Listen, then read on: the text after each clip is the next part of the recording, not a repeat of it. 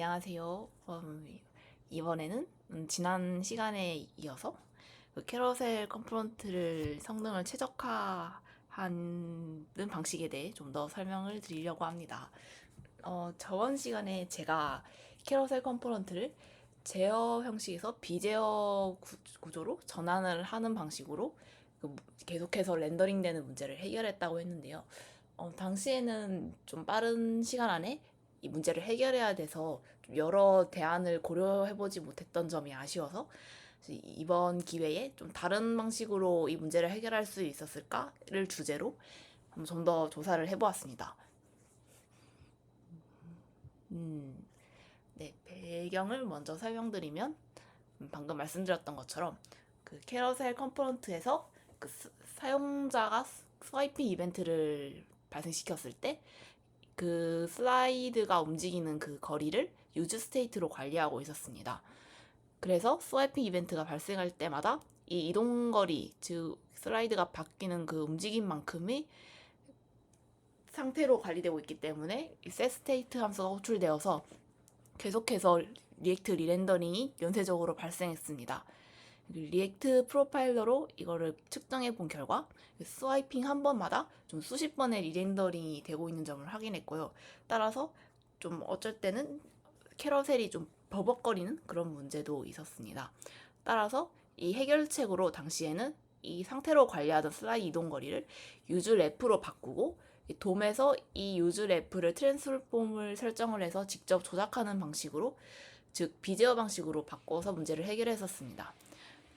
하지만 이번 시간에는 이 선택이 과연 유일한 방법이었을까를 주제로 이 문제를 해결할 수 있는 다른 기술적인 대안을 한번 생각해 보았습니다. 우선 리렌더링 관점에서 제어와 비제어에 대해 간단히 설명을 드리면, 리액트에서 이 제어 컴포넌트와 비제어 컴포넌트 개념은 렌더링 사이클과 관련이 있습니다.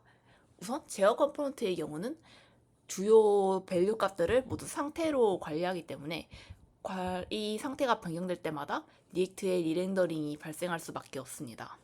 반면에 이 비제어 컴포넌트는 리액트에서 이 상태를 관리하는 대신 래프를 통해서 밸류 값을 관리를 하고 이 밸류를 돔을 뒤쪽 조작하는 방식으로 변경합니다. 따라서 리액트가 이 이 래프의 변경을 직접 감지할 수 없기 때문에 이벤트가 계속 발생해도 리렌더링이 없습니다.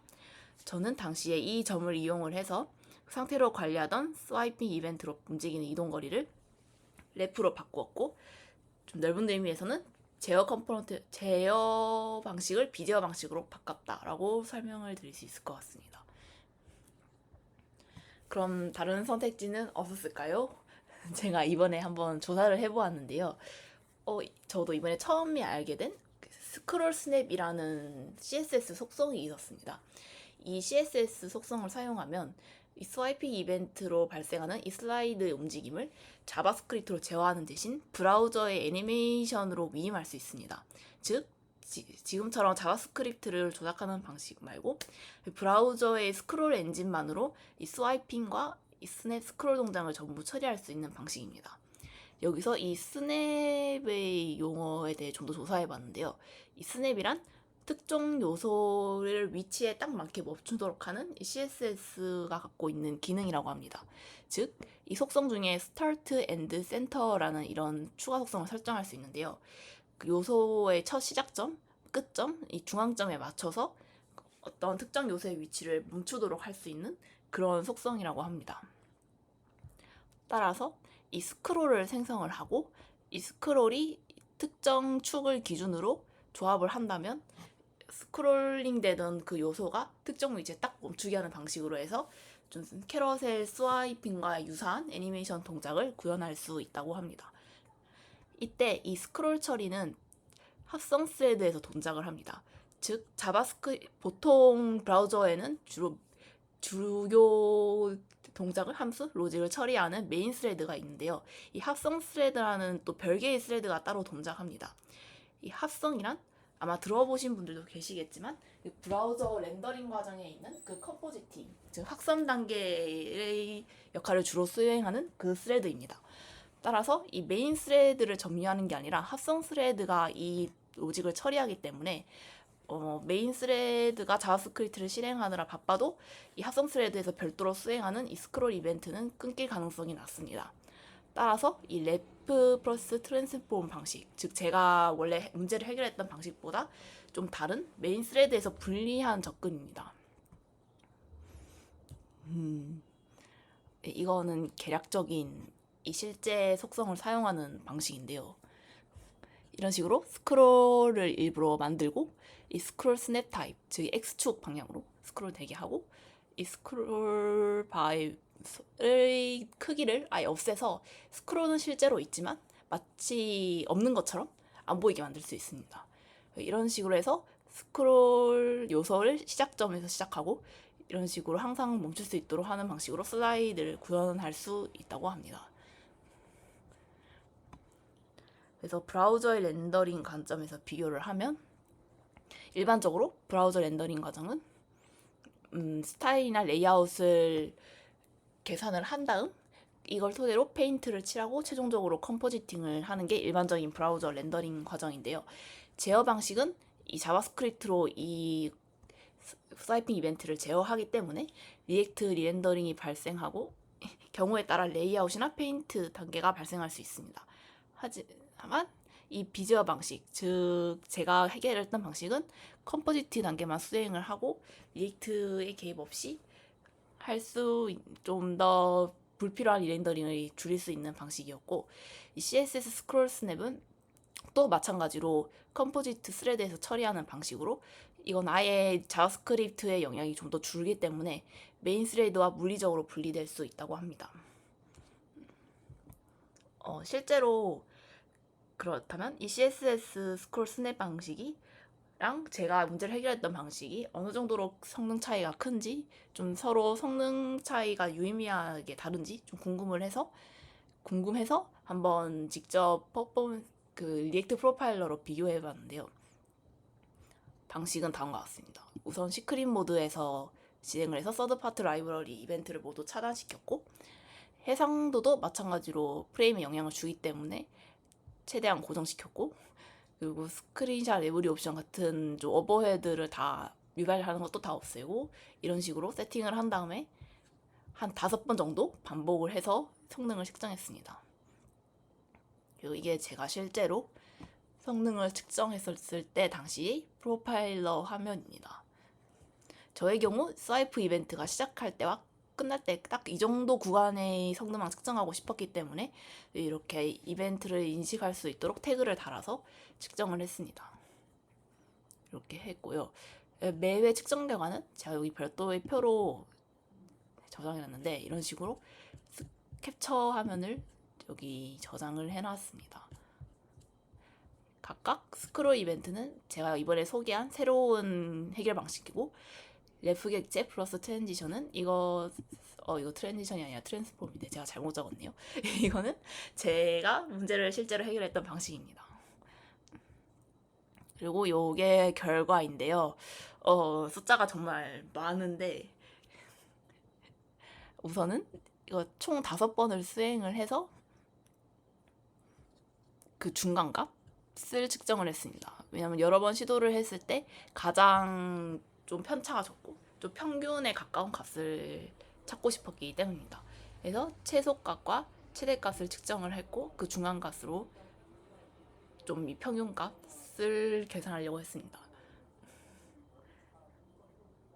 이건 스와이프가 시작한 시점, 이건 스와이프가 종료한 시점이고요. 이거는 그 기간, 그리고 이건 스크립팅이 읽는 기간, 렌더링 된 시간, 그리고 페인팅 된 시간이라고 합니다. 이렇게 측정을 해서 비교를 해본 결과 스크롤의 이벤트 실행 시간, 요거는 래프 객체한 트랜지션 측정 시간, 그리고 스크립팅, 렌더링 된 시간, 페인팅 된 시간, 요거는 저도 조사를 해보지 못했는데 다음에 알아보겠습니다. 시간이라고 합니다. 그래서 총 시간을 비교를 하면 스크롤 시간이 좀 더 짧고 빠르게 이벤트가 진행되었습니다. 결론을 말씀드리면 지금 제가 직접 측정해봤을 때는 스크롤 방식이 전반적으로 좀 더 가볍게 나왔고, 특히 이 렌더링 시간이라던가 총 이 기간 그리고 총 시간 합친 거를 비교했을 때 약 1.5배? 그도 꽤 유의미한 차이가 있었습니다. 예, 결론을 말씀드리면 그래서 성능은 제가 측정한 결과에만 근거했을 때는 확실히 스크롤 이벤트가 좀 더 좋게 나왔는데요. 그러면 이게 성능이 무조건 스크롤 이벤트가 좋으니까 얘를 선택하는 게 좋았을까?를 생각을 해봤는데 좀 결론을 내렸을 때는 또 그거는 아니라는 생각이 들었습니다. 우선 이거는 약간 이론적으로 조사해본 장단점인데요.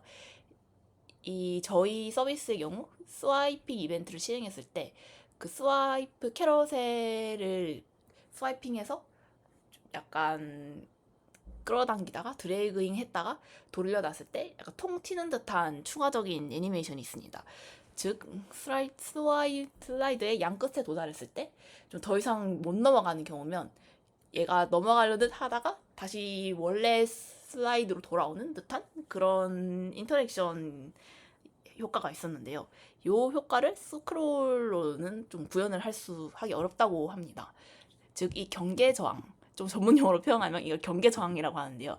이 스크롤 비헤비어로는 이 경계 저항을 흉내낼 수 없다고 합니다.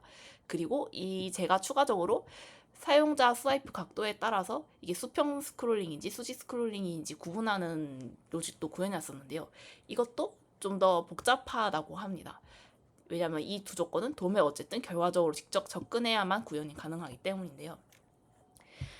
반면에 이 스크롤 이벤트는 그래도 좀 UX가 중요하거나 커스텀 로직이 단순하다 할 때는 좀 강점이 있다고 합니다. 왜냐면 말씀드린 것처럼 자바스크립트 코드가 좀 크게 줄어들기도 하고 유지 보수가 간결해지기 때문이라고 하는데요.